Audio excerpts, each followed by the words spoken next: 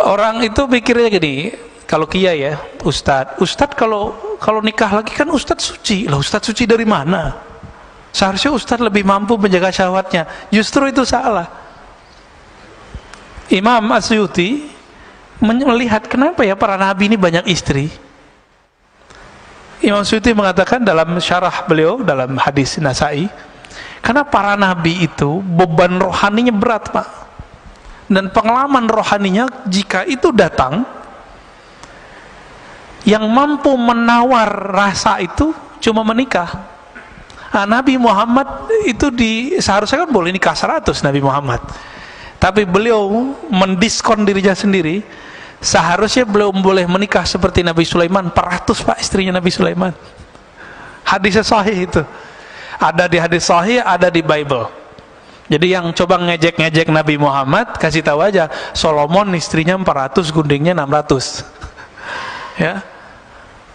Kenapa begitu? Karena ketika orang mendapatkan pengalaman rohani, itu namanya ahwal.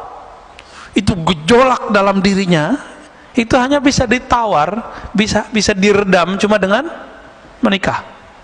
Itu sebabnya para nabi itu istrinya banyak. Loh, kok begitu Ustaz? Ya, emang begitu, mau gimana lagi? Ini mohon maaf. Kenapa di surga yang disebut selalu hurul ain, al-hurul ain, hurul ain, bidadari, bidadari, bidadari. Mohon maaf ya. Kenapa? Pak Mirwan ditaruh gadis depan masih minat loh, walaupun sudah umur berapa? 67 masih minat itu. Tuh tandanya. Kalau kuat kan nggak tutup mata. Kenapa iming-imingan surga itu selalu bidadari? Syahwat kan urusannya. Kenapa ada orang jadi teroris, bunuhin orang, ketika ditanya, ketika dia gagal, dijawab apa? Saya mau menikahi 72 bidadari. Kita cek hadisnya, hadis Imam Tirmizi, hadisnya sahih, Pak. 72 urusan, mohon maaf, urusan syahwat doang dia harus bunuh seorang. Waras gitu? Nggak waras, Pak. Maka kadang-kadang orang beragama kalau caranya tidak benar jadi nggak waras. Otaknya syahwat aja tuh ya, mikirin bidadari yang montok-montok gitu ya. Kenapa? Ternyata di surga itu nikmat paling tinggi itu memandang Allah. Satarawna rabbakum kama tarawna syamsa bila sahab, kama tarawna al-qamar fi lailatul badr.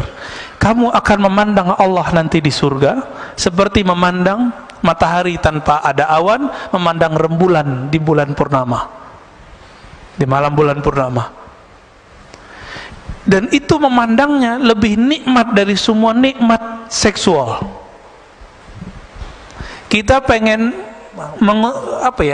ngurusin mata aja harus kena macet dulu di puncak. Mau ngurusin mata ini doang.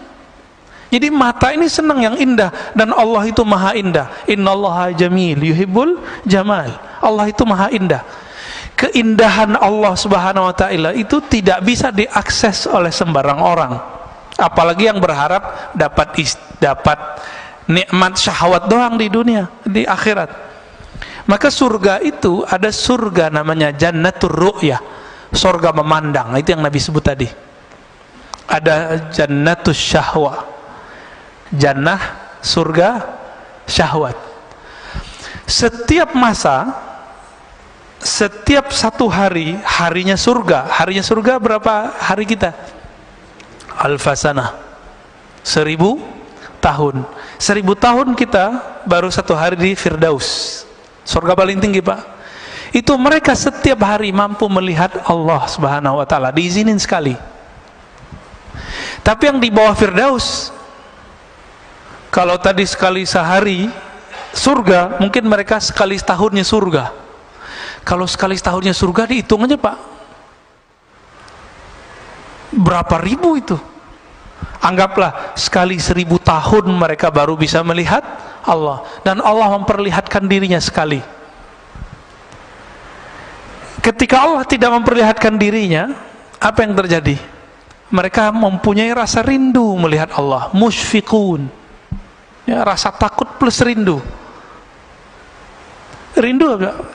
Ini murid aja kalau sama guru bisa rindu. Jadi kita punya teman itu pengen sekali ketemu, nggak tahan dia mau ketemu, Pak. Ada, ya, pengen ketemu gurunya. Oh, kadang jauh-jauh dari mana dia datang. Makanya guru-guru kita, kiai-kiai kita itu, dia punya pesantren di pelosok, muridnya dari mana-mana. Itu kerendian murid pada guru, apalagi Tuhannya guru. Itu lebih dahsyat, Pak. Apa yang bisa menawar itu, yang bisa meredam itu semua gejolak itu? Itu hanya nikmat syahwat. Maka dikasihlah 72 bidadari, itu mah kecil, Pak. Terlalu sedikit 72 itu. Ya, mungkin ada yang dikasih 1000 ntar ya, kan asik tuh. Tapi bisa nggak menawarnya? Dia hanya sesaat. Makanya ahli surga itu nanti mencari ilmu ma'rifatullah lagi kalau dimasuk surga. Mumpung masih di dunia, cari Pak ilmu ma'rifatullah sekarang. Jangan cuma ilmu zahir doang yang dicari. Cari ilmu ma'rifatullah.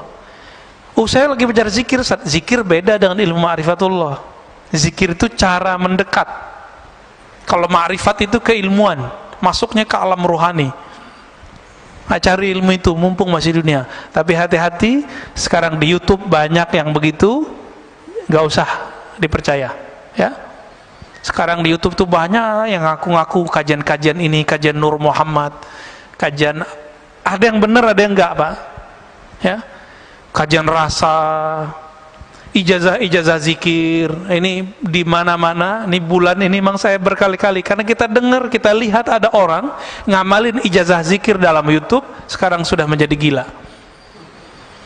Gak jelas, Pak, untuk ujungnya kemana, ya. Ada yang udah mati juga ada, ya. Nauzubillah min dzalik. Jadi orang waras lebih enak, ya. Zikir kalau nggak ketemu sama gurunya nggak usah diamalin. Saya bisa download, Ustaz, ya nggak usah, biarin itu. Harus ketemu gurunya, dapat ijazahnya. Kalau nggak usah diamalin, ya. Udah amalin aja yang dulu dapat.